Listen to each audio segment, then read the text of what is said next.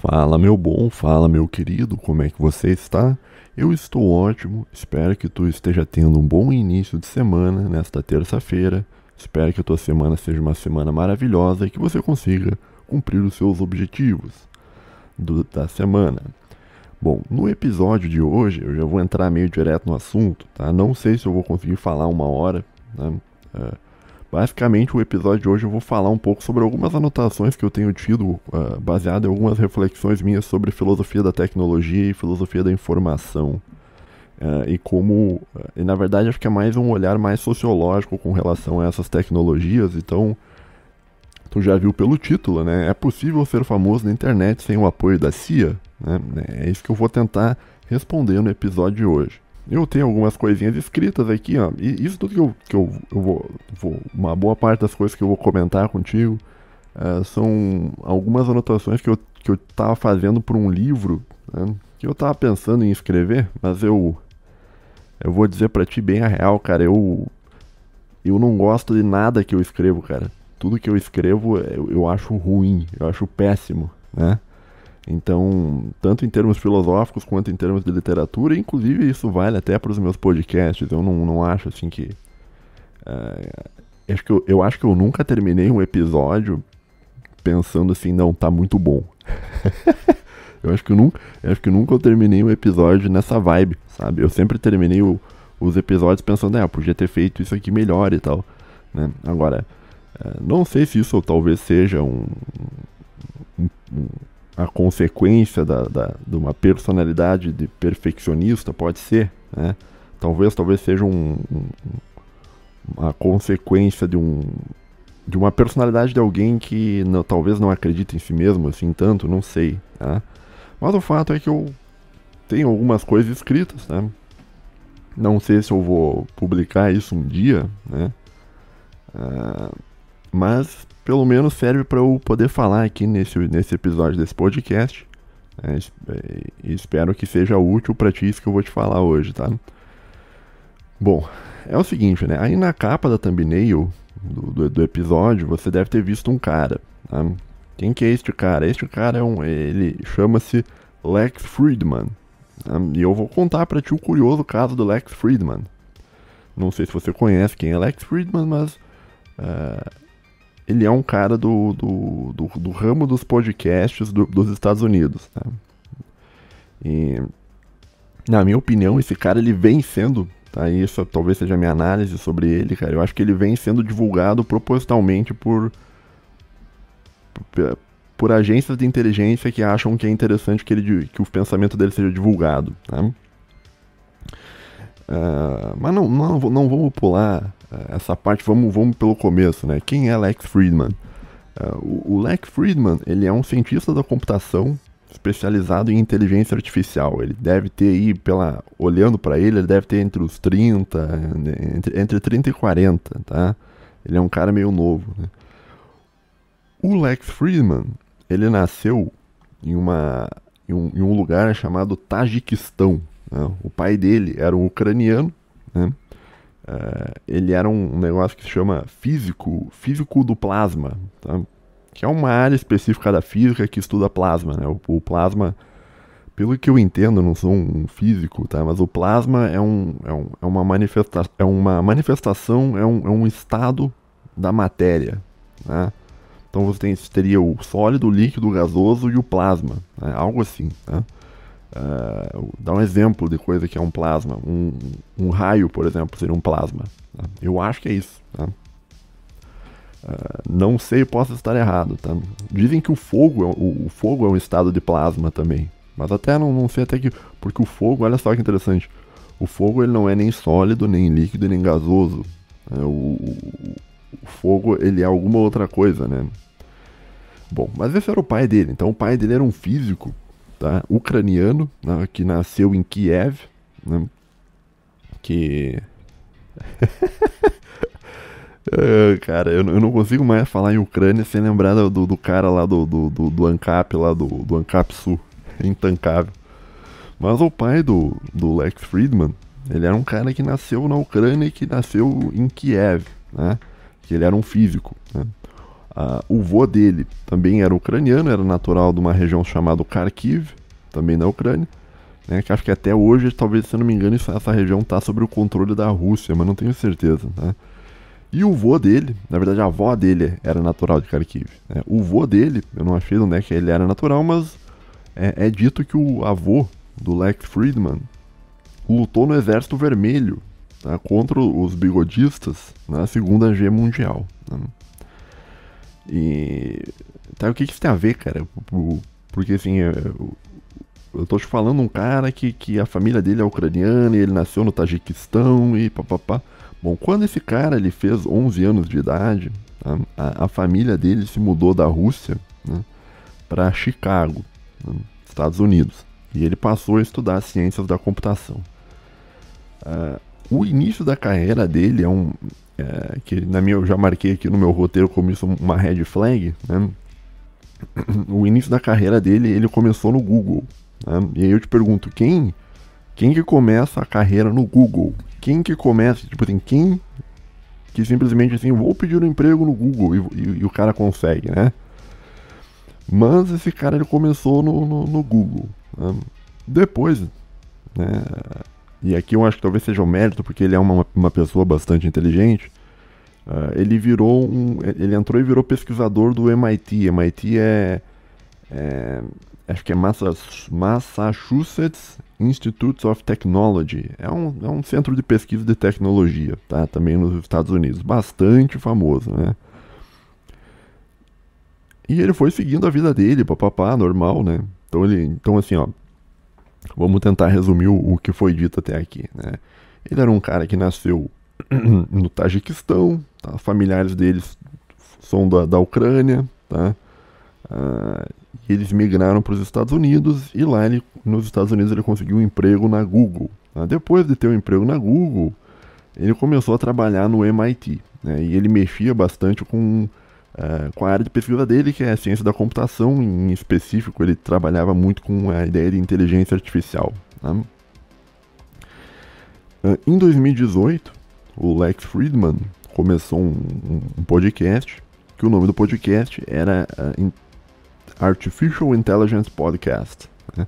E depois ele mudou esse podcast e hoje o nome do podcast dele se chama Lex Fridman Podcast. Né? Atualmente o Lex Fridman possui 3 milhões de inscritos, a última vez que eu vi estava em 3 milhões e pouco, né? E o número de visualizações total dele no YouTube ultrapassa 450 milhões de views. Tá? 450 milhões de views. Agora, a pergunta que eu fico me fazendo quando eu penso sobre o Lex Fridman é como alguém consegue uns números desse jeito, assim, do nada. Imagina você lançar um podcast em 2018, né? E do nada você faz 3 milhões de inscritos e 450 milhões de views. Isso me parece algo meio estranho, né? Bom, daí eu fui dar uma olhada e tal, né? Eu fiz a minha pesquisa, eu resolvi entrar no canal dele no YouTube, né? E eu comecei a olhar assim, eu voltei, né, no tempo lá, eu botei nos primeiros vídeos e comecei a dar uma pesquisada, né? Sobre as pessoas que ele entrevistou. O primeiro episódio, né, ele entrevistou um cara que é ligado à tecnologia também, que é um cara chamado Max Tegmark, que é um cosmólogo. Tá? Então, não que isso interesse muito, mas é um cosmólogo. Né? Primeiro episódio do Lex Fridman, entrevistando um cosmólogo. Daí depois eu olhei assim, beleza, esse cara aqui... Bom, ele está entrevistando pessoas meio que se importam com a área dele, de tecnologia, cosmologia, aquela coisa toda e tal.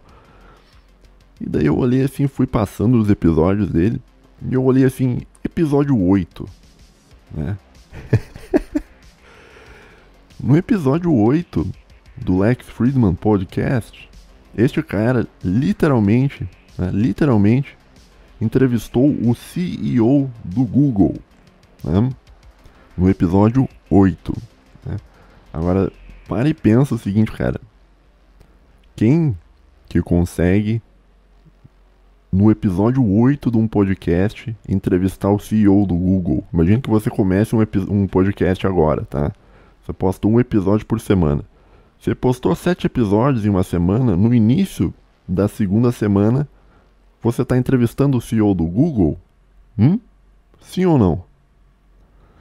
Quer dizer, e aí eu fiquei pensando, né, cara, porque eu acho, assim, que esse cara, ele tem muitos contatos, né, porque como ele, eu acho, assim, por que eu acho que ele conseguiu entrevistar o CEO do Google no 8º episódio do podcast dele? Eu acho que era porque ele trabalhava no Google, tá?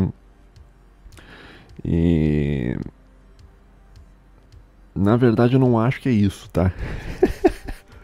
Eu tenho a minha teoria da conspiração, tá? E a minha teoria da conspiração com relação à figura do Lex Fridman, que nem eu disse, isso aqui é uma teoria conspiratória, não há provas, então eu estou supondo. Eu acredito que esse cara foi impulsionado por agências de inteligência americanas para ser grande no YouTube, tá? Essa é a minha...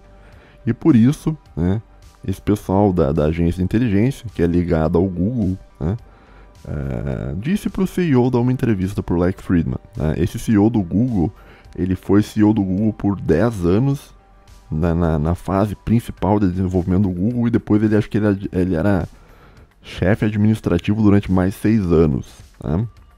Então, assim, episódio 8. Tá? Imagina você começar um podcast, no episódio 8 você entrevista o CEO do Google. É meio estranho isso, não te parece esquisito? Né?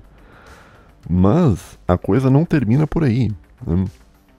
10 episódios depois, né, no episódio 18, esse cara entrevistou ninguém mais, nada menos que um cara chamado Elon Musk. Né? Então, quer dizer, quem que grava 17 episódios e no próximo entrevista o Elon Musk, cara?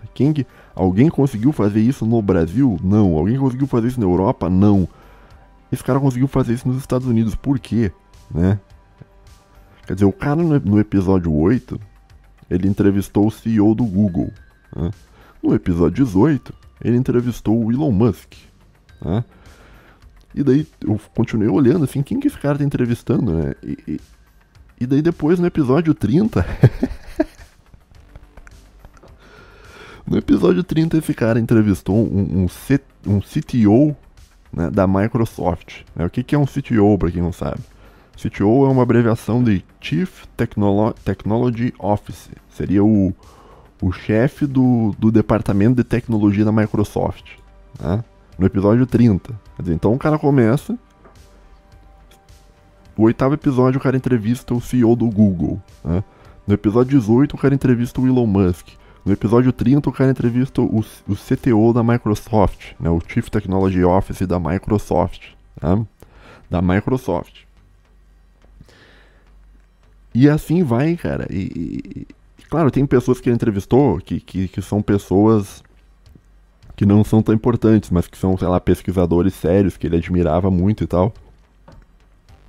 Mas me chamou a atenção, assim, com relação ao Lex Fridman, o fato de que me parece que esse cara, ele tinha muitos contatos, né? Você tinha contato para entrevistar o CEO do Google, você tinha um contato para entrevistar o Elon Musk, você tinha um contato para entrevistar o CTO da Microsoft, né? E inúmeras outras entrevistas que ele fez, cara, só com gente, assim, muito grande, né? Ele entrevistou o Jack Dorsey, que era um dos caras que estava por trás do Twitter, antes do Elon Musk comprar. Ele entrevistou também o Mark Zuckerberg. Né? Você tem condições de chamar o Mark Zuckerberg para participar de um podcast seu? Você não tem. Né? Esse cara tem. Ele entrevistou também músicos, né? Personalidades como Kanye West. Né? E também eu botei aqui entre aspas no... eu botei entre aspas aqui, ó. Criadores de fundos de investimentos, fecha aspas. Né? Então, abre aspas. Criadores de fundos de investimento, fecha aspas. Né?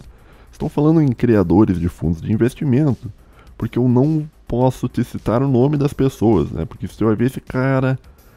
Tem caras que ele entrevistou aqui que, esse cara aqui é amigo de fulano de tal, que pertence a tal banco, que é gestor de ativos de tal família, papapá, tá? Então, aqui está entre aspas o negócio chamado criador de fundos de investimento, para que eu não tenha que dizer para você quem são as pessoas que ele entrevistou, tá?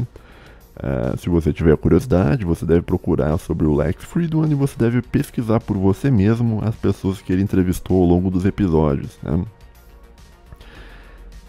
E aí tu pensa, bom, se o Lex Fridman fosse um cara carismático, né, mas ele não é carismático. Se você vai ouvir os episódios do Lex Fridman, tu vai ver que ele não tem carisma, né, mas ele é um cara tranquilo.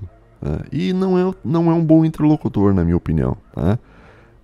Se eu fosse para te dizer alguém que é muito parecido com o Lex Fridman nesse sentido, estão falando comigo no WhatsApp aqui. Não sei se tu ouviu, eu peço desculpas aqui, deixa eu fechar aqui. Voltando ao que eu tava falando aqui, depois eu respondo o Zap Zap. Se eu fosse pra te dizer um cara no Brasil parecido com o Lex Fridman, a gente estaria falando no Igor 3K do Flow Podcast. Que o Igor não é um cara carismático, tá? Mas ele é um cara tranquilo, tá? E não é um bom interlocutor também, porque não fica fazendo muitas perguntas pertinentes. O Igor, eu vejo que o trabalho do Igor 3K é mais de concordar com as pessoas que ele está entrevistando para deixar a pessoa falar, né? Não há um contraponto, como por exemplo existiu o contraponto quando ele trabalhava junto com o Monark, né?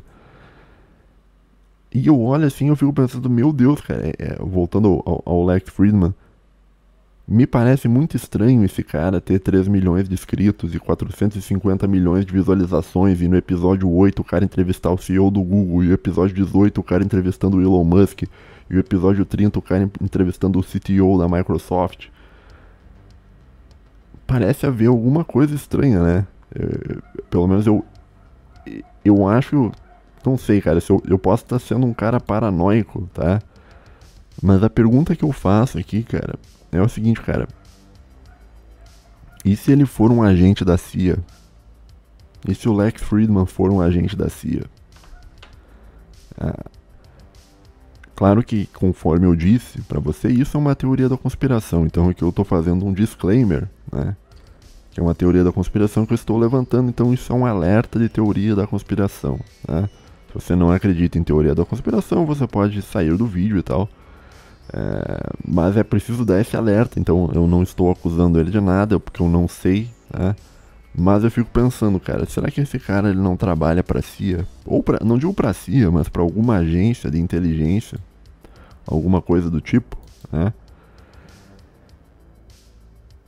E baseado em que eu penso isso, né, cara? Porque me parece estranho, tá? Um cara sem carisma nenhum, que nem o Lex Fridman, tá? Do nada começar a entrevistar um monte de gente e do nada ele aparecer na home de todo mundo, que é interessado por podcast, o cara aparece lá, né? E uma coisa que eu vejo assim, é que eu vou falar sobre a CIA, né, mas pode ser alguma outra central de inteligência, não tenho certeza, tá? Mas o tempo ele provou o seguinte, cara, existe um controle indireto da internet por grandes corporações de tecnologia que manipulam os fluxos de informação da infosfera ocidental inteira. A infosfera é um termo de um filósofo italiano sobre filosofia da tecnologia, né, o Floridi, que é uma adaptação do negócio chamado biosfera, sabe? Tem a biosfera, que seria o lugar onde existe a biologia e tal, blá, blá, blá. A infosfera é a mesma coisa, né? Que ela contém não só a mídia, mas ela contém a internet e todos os meios e tudo aquilo que diz respeito à informação, tá? A infosfera é um conceito bastante amplo, né? Mas o que importa é o seguinte, cara, o tempo mostrou que existe um controle, né, da infosfera, né? E um dos modos que foi comprovado isso é através de uma coisa chamada Twitter Files, né, onde foi mostrado que existe a moderação do Twitter, né, e não há por que você desconfiar não há por que você achar que outras redes sociais não faziam a mesma coisa, que a moderação do Twitter era altamente influenciada por ordens do serviço de inteligência dos Estados Unidos, tá? Então isso não é essa parte que eu tô te falando assim, sobre o Twitter Files, sobre a moderação ser uma coisa ideologicamente inclinada para um lado ou para o outro. Isso não faz parte da teoria da conspiração, isso está provado pelo Twitter Files, tá? Isso é um fato, né? E um dos modos que essas agências de inteligência fazem isso, né, de controlar os fluxos de informação na infosfera, é através de um recurso, tá, que hoje em dia a gente entende como Shadow Ban. Tá? Shadow Ban nada mais é do que você fazer uma redução do alcance das pessoas. Tá? Então, você reduz o alcance das pessoas que são inconvenientes ao sistema. Tá?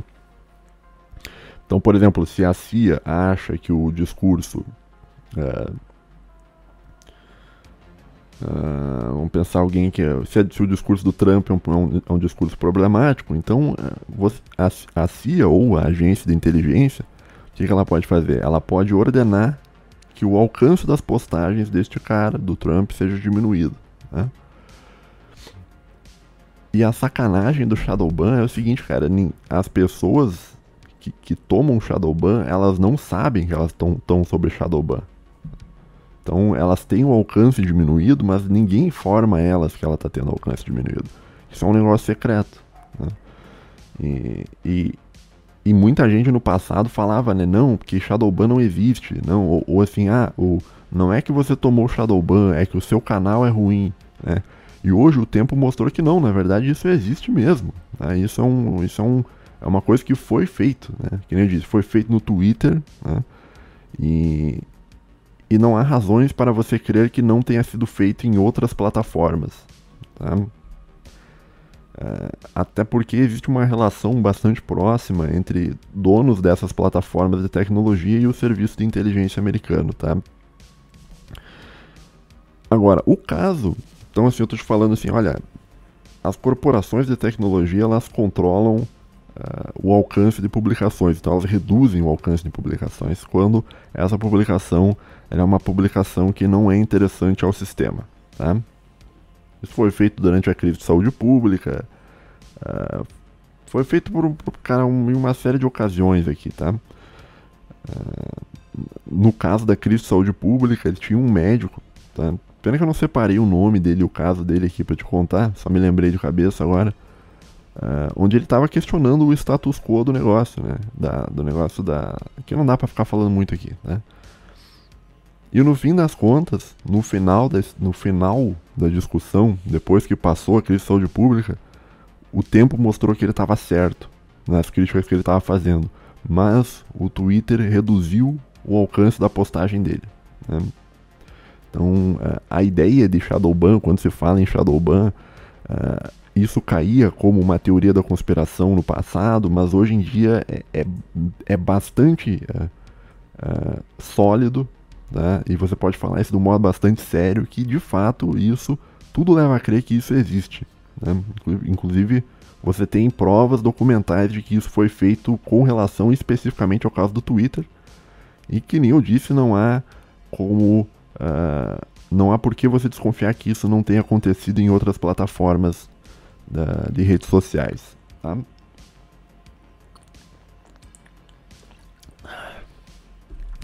Agora, o caso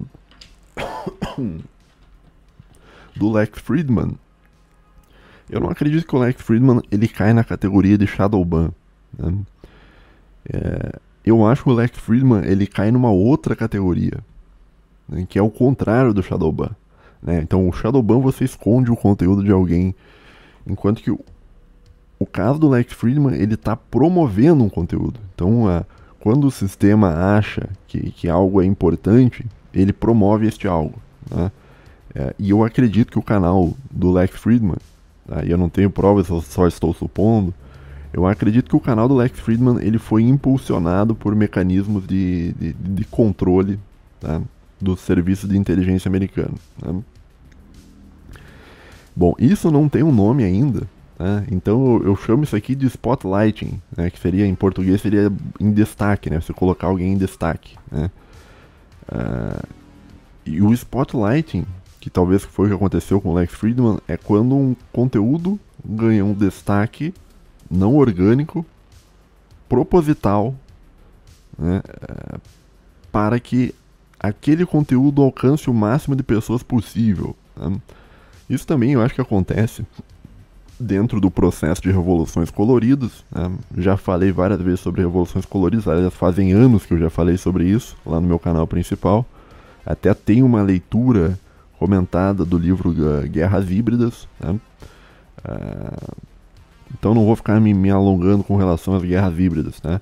Mas eu acredito que isso seja uma dinâmica também. Então, assim como você tem um shadow ban, que você reduz o alcance de pessoas que não são interessantes para o sistema, você tem esse negócio de botar a pessoa em evidência, botar um spotlight, né? Que seria o spotlight seria uma luz de evidência, uma luz que põe a pessoa em evidência. Sabe quando nos palcos de teatros e tal, que tem uma luz em cima? Né? Eu vejo mais ou menos desse modo, né? E eu acho que o spotlighting, né, ele pode ser feito de dois modos, né? A pessoa ela pode estar sendo divulgada porque ela sabe, ela sabe que ela está sendo divulgada, e a pessoa também pode ser divulgada sem saber que isso está sendo divulgada, né? E aqui, se a gente considerar que o Lex Fridman ele é um agente da CIA, né, talvez ele saiba que o conteúdo dele está sendo divulgado. Talvez ele saiba que o conteúdo dele seja útil às grandes corporações, né? Mas em muitos casos a pessoa não sabe. Talvez porque seja um idiota útil, né? Então, vamos pensar em algum exemplo aqui que talvez que é uma pessoa que talvez seja divulgada pelas agências de inteligência sem saber que está sendo usada. O Nando Moura, por exemplo. Tá? Então, acho que as críticas que o Nando Moura fez ao bolsonarismo, eu acho que eram críticas muito úteis às agências de inteligência que queriam retirar o Bolsonaro do poder. Então, acho que talvez o Nando Moura seja um cara que é divulgado por grandes corporações, por algoritmos de grandes corporações, nessa coisa de spotlight, sem saber que ele está sendo útil. Tá? Agora, existem pessoas no Brasil que eu acho que sabem disso, tudo que eu estou te falando. Tá? Pessoas que mexem com tecnologia, como por exemplo o Peter Ukraniev, né, o famoso gordão Ucrânia, né? E eu acho assim, cara, que o Peter, ele sabe que se ele fizer o conteúdo dele favorável à Ucrânia, ele sabe que o canal dele vai ganhar destaque, né? E eu acho que por isso ele faz propositalmente. Não tô dizendo que o Peter Ankapsu ele é um agente da CIA, aí que tá. Você não precisa trabalhar para a CIA tendo uma carteira assinada da CIA, com um crachá da CIA e tal. Mas, cara, só por você fazer esse tipo de conteúdo, né, isso, você está sendo bastante útil para as agências de inteligência. Né? Deixa eu ler aqui o que eu tinha escrito aqui rapidinho. Ó. Vou ler para ti uma frase aqui que eu escrevi aqui no roteiro. O modo mais eficiente dos agentes modernos da CIA é quando o cara age em prol da CIA, mas sequer sabe que está fazendo isso.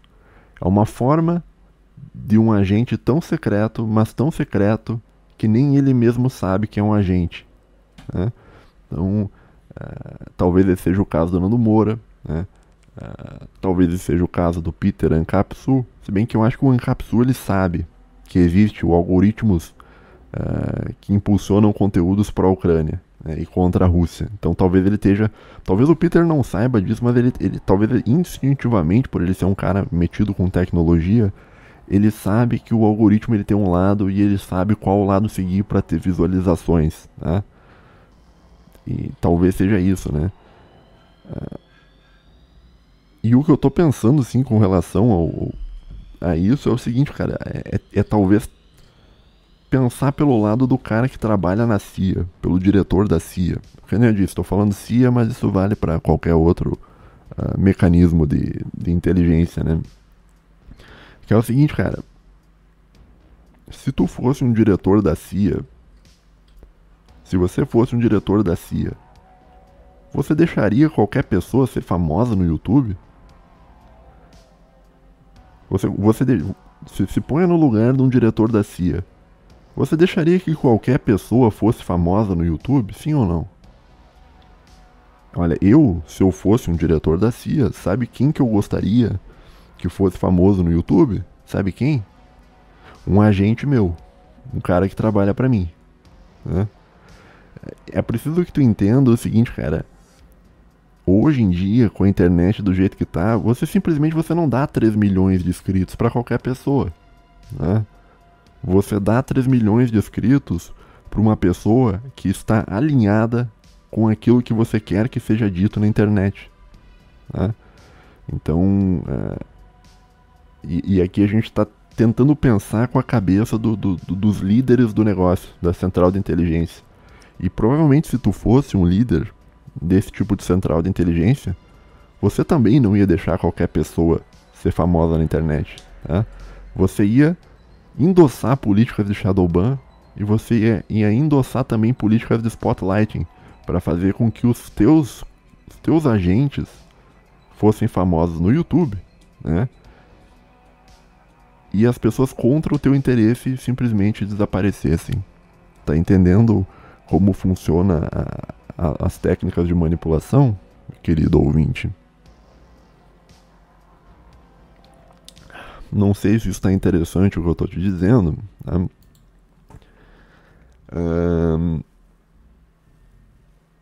Que mais aqui? Isso aqui é uma coisa interessante. Ó. Eu tinha notado que eu queria te mostrar que, olha, no fim das contas, a manipulação que é feita na internet, ela funciona de um modo bastante similar ao modo que a mídia manipula as pessoas também. Né?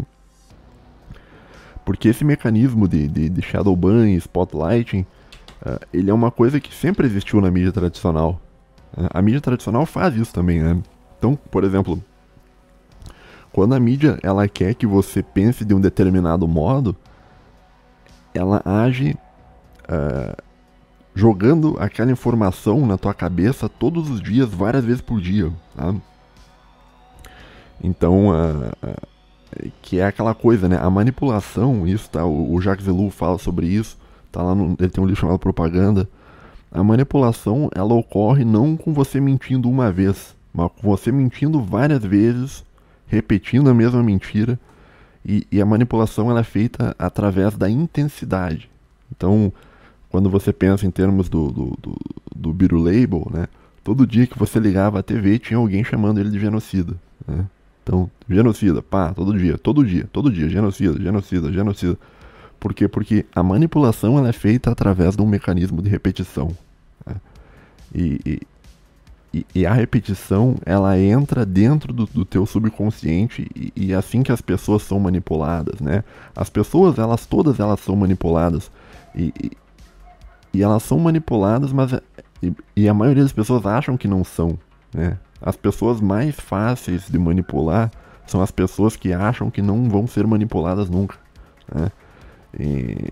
Então o brasileiro médio ligava a TV nos últimos 2, 3 anos e todo dia o cara tava genocida.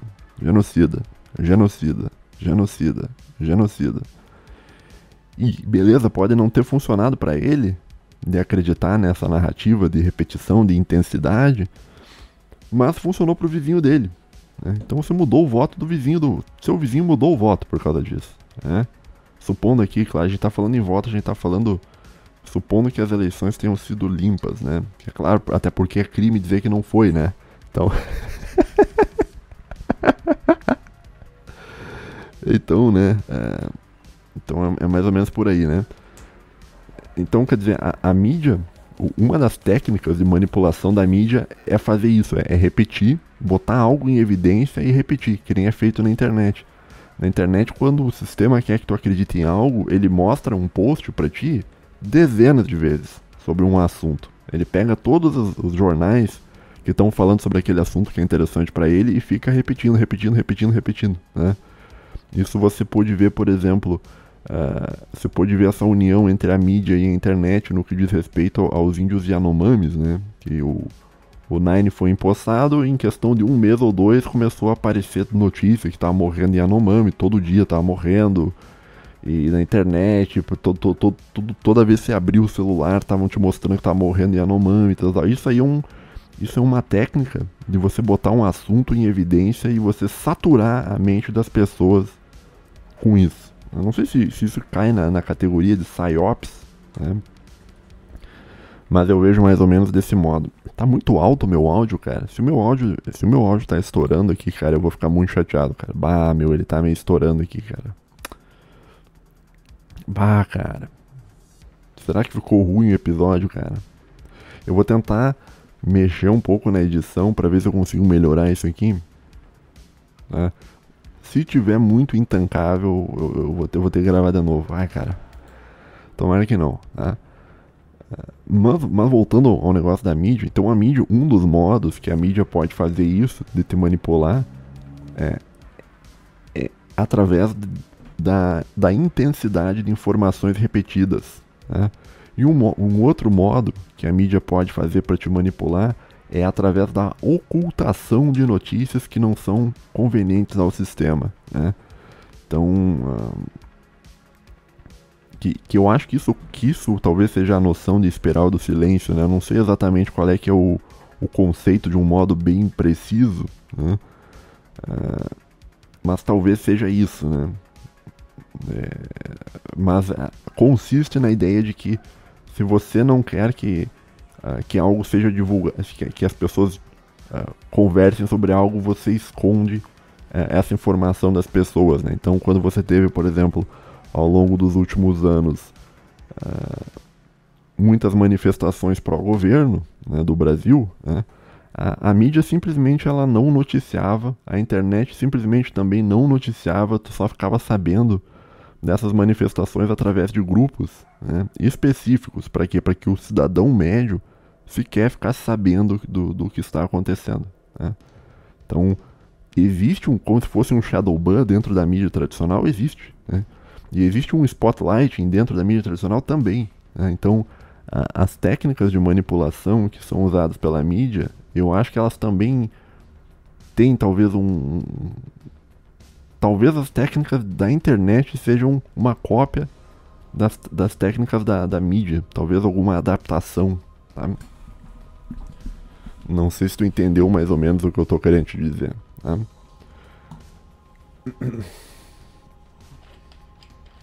Deixa eu tomar uma água aqui rapidinho.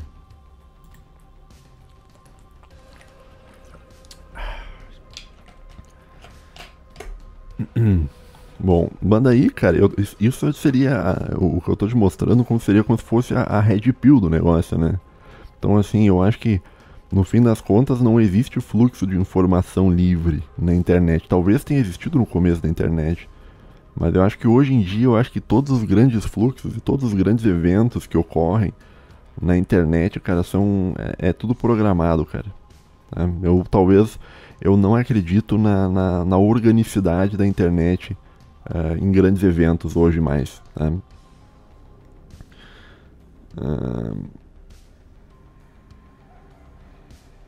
Pera aí, cara, estão falando comigo de novo aqui, só um pouquinho, meu Deus do céu, cara. Cara, eu odeio esse celular, cara. Pra que foram inventar isso aqui, cara? Só serve pra distrair a pessoa, cara. Tá, então assim, ó, então isso seria mais ou menos o que seria a Red Pill, né? Então você saber que, olha, de fato você está sendo completamente manipulado por agências de inteligência, né? E talvez muitas das pessoas que você vê na internet, como talvez seja o caso do Lex Fridman, muitas dessas pessoas talvez trabalhem diretamente para a CIA. Mas, que nem eu disse, existem pessoas que trabalham para a CIA sem saber que trabalham para a CIA. Que é quando elas falam um assunto que converge com a pauta da CIA e por isso elas serão divulgadas, né? Que seria aquele modo de você ter um agente tão secreto, mas tão secreto, que nem o próprio agente sabe que ele é um agente, né? Enfim, né? Mas essa é a Red Pill, né? Agora eu vou te mostrar a Black Pill, que é um negócio mais pesado que isso, cara. Que é o seguinte. Eu tô te contando que, segundo essa minha teoria, né, que as agências de inteligência elas controlam absolutamente tudo, né? Então, que elas controlam as opiniões das pessoas, que elas controlam o que pode ser mostrado, o que não pode ser mostrado e tal. E a gente tende a pensar isso como se fosse algo ruim, né? A gente tende a olhar isso como, nossa, a gente está sendo manipulado, isso é algo péssimo e tal. Mas a pergunta que fica é a seguinte, cara. O que aconteceria se essas agências não fizessem isso, né? O que aconteceria se o fluxo de informações do mundo fosse um fluxo realmente orgânico, né? Bom, o que eu acho que aconteceria, e aí, claro, isso é um mero exercício hipotético, né? O que eu acho que aconteceria é que aconteceria um negócio chamado democracia real, né? Seria a democracia onde a vontade da maioria seria respeitada, né? Então, o que a maioria estivesse conversando ia ser repercutido, né? E, no fim das contas, a maioria das pessoas ia decidir as coisas, né? Agora, isso parece algo interessante se você é um libertário que pensa e acredita em liberdade e tal, mas novamente eu te convido a pensar com a cabeça de um agente, de um chefe do serviço de inteligência, né? Será que realmente é interessante para os Estados Unidos, ou para a OTAN, ou para todo mundo, cara, que as pessoas sejam realmente livres para falar o que elas quiserem na internet, né? Porque se você tiver uma democracia real, se você lê o Platão, você sabe muito bem aonde isso termina, né? Uma democracia real, ela leva à mentira, ela leva à figura do demagogo, e ela leva ao caos, né? E segundo a visão platônica, ela termina em tirania, né? Então, talvez, no fundo, a democracia, a ideia das pessoas poderem falar o que pensam de um modo orgânico, sem ser manipuladas, talvez isso seja algo muito prejudicial, tá, para os Estados Unidos da América, né? E se tu fosse um chefe do serviço de inteligência, você provavelmente não gostaria que isso acontecesse. Você não gostaria que pessoas pudessem falar qualquer coisa na internet, que as pessoas pudessem falar o que elas pensam na internet, né? Né? Então, assim, vamos pensar no caso da G da Ucrânia, né? O que aconteceria, né, se tivesse sido permitido ao Trump vencer as eleições, cara? Digamos que o serviço de inteligência tivesse permitido, a gente vai deixar você vencer, né? O que teria acontecido, cara? Vamos fazer um exercício de pensamento, assim. O que teria acontecido se o Trump tivesse vencido, né? Bom, provavelmente, a essa altura do campeonato, o mundo seria outro, né, obviamente. E provavelmente a Europa estaria cada vez mais refém da Rússia, né? Então, eles já estavam refém com o Nord Stream 1, né, e iam ficar mais refém com o Nord Stream 2, porque o Trump ele não tinha interesse em fazer uma guerra. Acho que se o Trump fosse o presidente dos Estados Unidos, o conflito da Ucrânia jamais teria acontecido. E a consequência do conflito da Ucrânia não ter acontecido seria você ter uma Europa cada vez mais próxima, cada vez mais refém da Rússia em termos econômicos e energéticos, né? Então, e isso geraria um afastamento da Europa com relação aos Estados Unidos, o que é muito ruim pro exercício do poder americano no mundo, né? Então, o conflito da Ucrânia, pelo menos eu vejo desse modo, esse é um palpite meu, ele precisava ocorrer, né? Precisava ocorrer como um modo de você trazer a Europa mais para próximo dos Estados Unidos, né? E isso foi feito, isso conseguiu, né? E não só isso, até a ideia do favorecimento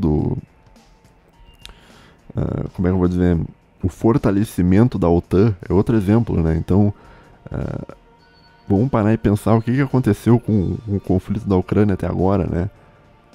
A gente tem uma Europa hoje muito mais distante da Rússia. A gente tem uma OTAN cada vez maior, né, com vários parceiros a mais e com muitos outros países também tentando entrar, né?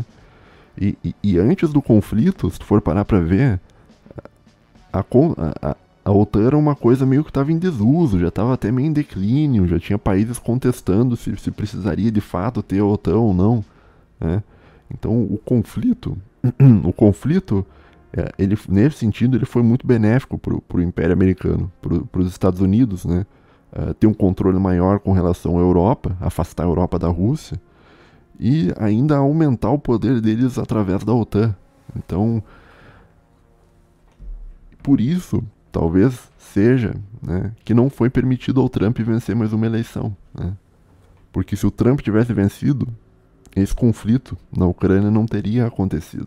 E ele precisava acontecer porque através dele foi gerado um fortalecimento do bloco da OTAN. Tá me entendendo?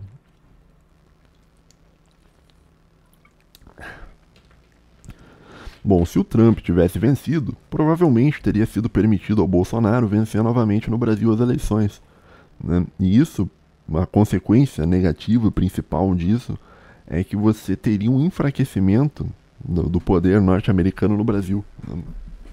Porque muito do poder norte-americano da OTAN é exercido no Brasil através da figura das organizações não governamentais, né? As famosas ONGs, né? E era uma coisa que ele era contra, né? Agora, quando eles declararam o Nine vencedor, né? Quando eles decidiram que iam botar o Nine como presidente do Brasil, porque eles põem o presidente que eles quiserem, né? Eles tiram e põem o presidente que eles quiserem em qualquer país da América Latina.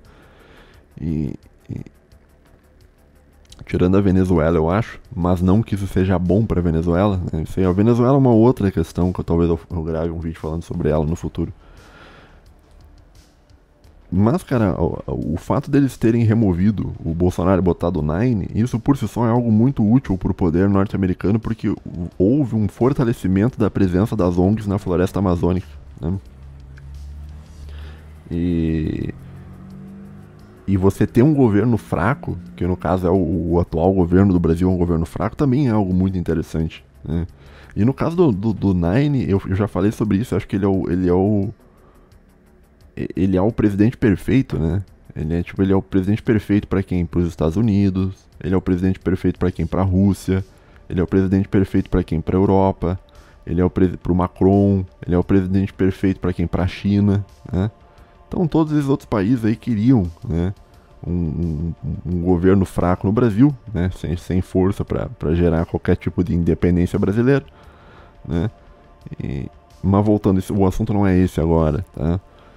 O fato de que se o Trump tivesse vencido, tivesse sido permitido ao Trump vencer as eleições, provavelmente o Bolsonaro teria sido permitido que vencesse também. E esse rumo de você ter Trump e Bolsonaro, isso aí não levaria a um enfrentamento com a Rússia, não levaria a um enfrentamento com a China, e levaria a um enfraquecimento a longo prazo de todo o bloco da OTAN, né? O que eu tô querendo te dizer é que a democracia, se ela fosse verdadeiramente livre, né, e isso seria feito através da internet, e eu acho que a democracia verdadeiramente livre levaria à queda do Império Romano como ele é, né? Por quê? Porque em um regime democrático, as pessoas não iam querer guerra, ninguém ia querer que existisse uma guerra na Ucrânia, né?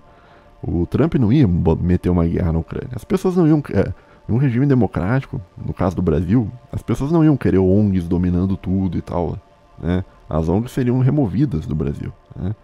Então a democracia, em um sentido mais amplo, em um sentido onde todo mundo pode falar o que quiser, por si só ela é algo muito prejudicial ao Império Americano. Aliás, o fluxo livre de informações, por si só, é algo prejudicial não só ao governo americano, mas a qualquer governo do mundo, né?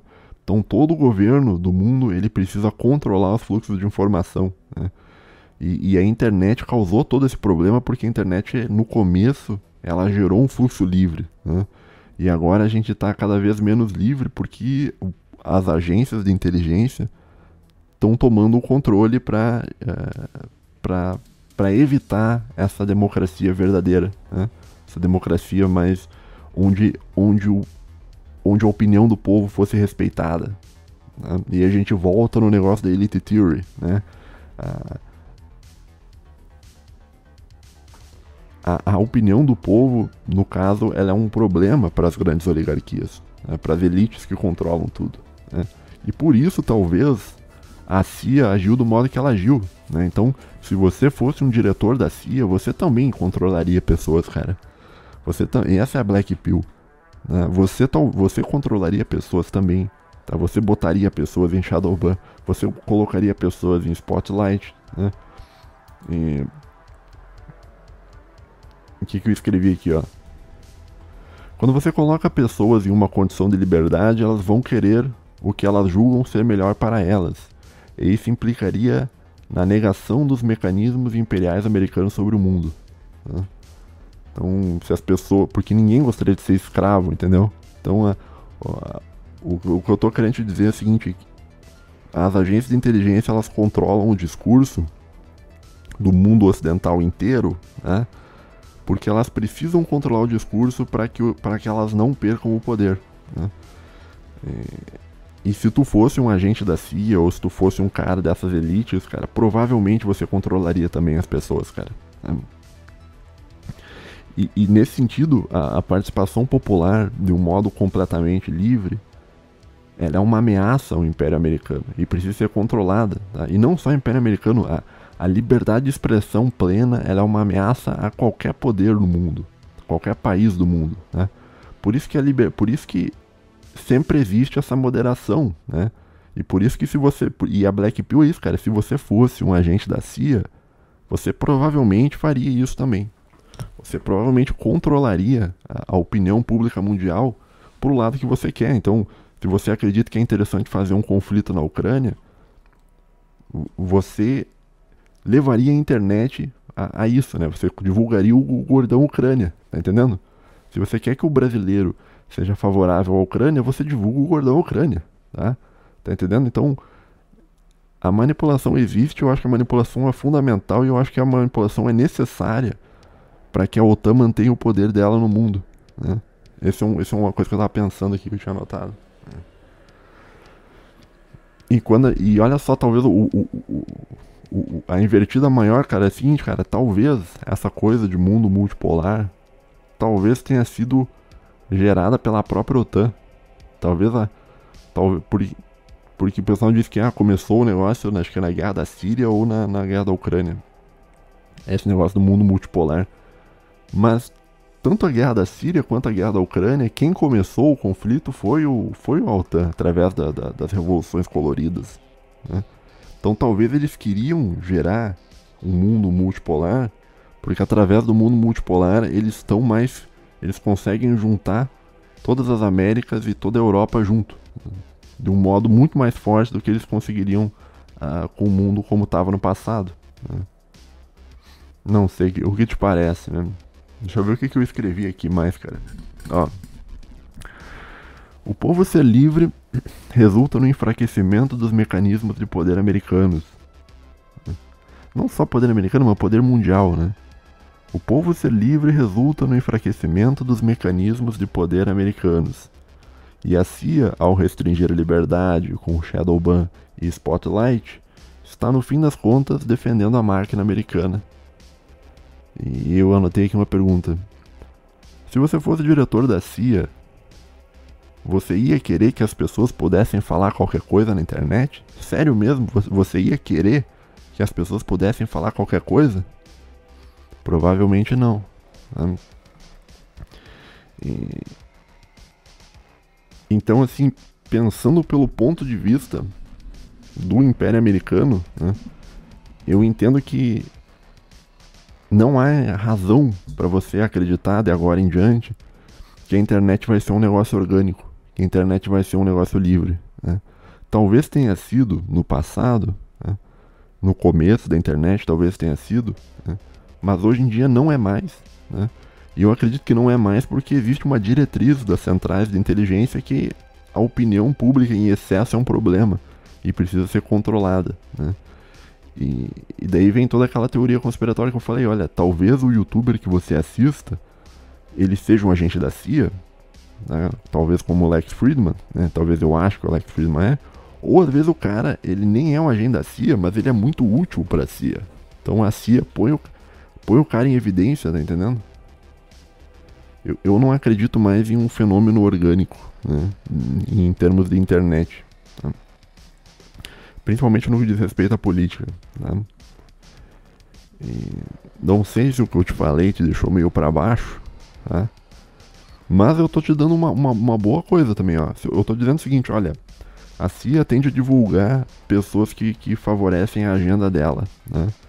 Então, em último caso, eu tô te dando aqui no YouTube a receita do sucesso, né? A receita do sucesso é você descobrir, isso tu vai ter que fazer uma investigação tua, qual é a agenda que o serviço de inteligência da OTAN quer divulgar no Brasil, e você produz conteúdo que bate com o que eles querem, né?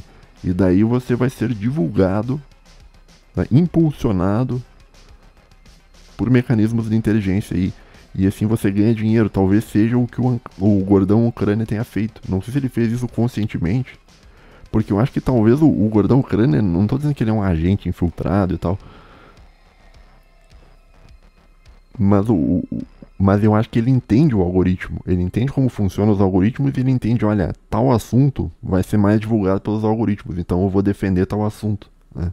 Por isso que ele faz uma defesa tão grande da Ucrânia, né? Pode ser que ele seja um agente? Pode ser. Mas pode ser que ele não seja. Pode ser que ele é só um cara surfando o algoritmo, que entendeu o algoritmo e está surfando o algoritmo.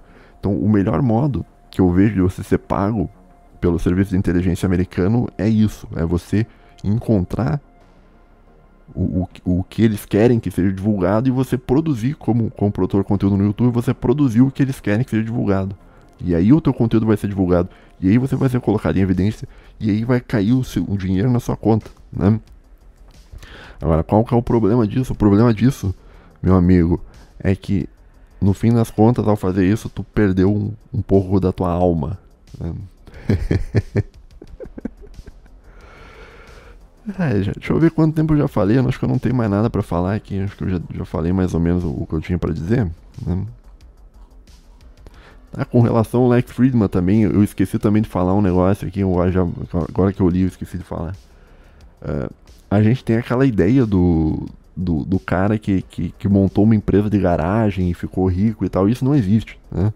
Geralmente o cara monta uma empresa de garagem, mas ele tem até uma boa ideia, mas o que faz a ideia dele acontecer é o contato que ele tem, né?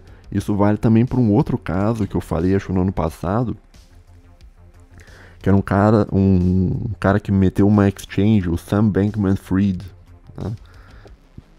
Que ele teve uma boa ideia mexendo com cripto, mas ele usou muito a execução da ideia dele só foi possível porque ele tinha contatos, porque a mãe dele era Bankman e o pai dele era Fried, né? Sam Bankman-Fried, que eram pessoas já muito famosas, né? Então talvez seja o caso do Lex Fridman, né? Talvez ele tenha tido uma boa ideia de montar um podcast naquela época, mas talvez muito do sucesso dele seja por causa desse pessoal, dos contatos que ele tinha com o Google, dos contatos que ele teve com o Elon Musk, dos contatos que ele teve com o CTO da Microsoft, né, com o Jack Dorsey, com o Mark Zuckerberg, com todo mundo, né, com os criadores de fundos de investimento e tal. Tá bom, pessoal? Falei, deixa eu ver aqui quanto tempo deu, 50 e poucos minutos, vou dar quase uma hora, né? Espero que a minha reflexão tenha sido útil para ti. Não sei o que tu pensa sobre isso, né? E o que você faria, vamos pensar assim, o que você faria se você fosse um agente da CIA? Você permitiria que as pessoas pudessem falar qualquer coisa? Você seria um cara democrático do modo de vista real? Acho que não. Acho que a democracia é um negócio mais tutelado, né? Mas enfim, muito obrigado quem assistiu até aqui. Um abraço a todos, fiquem bem, tenham um bom início de semana, né? Valeu, falou e tchau, tchau.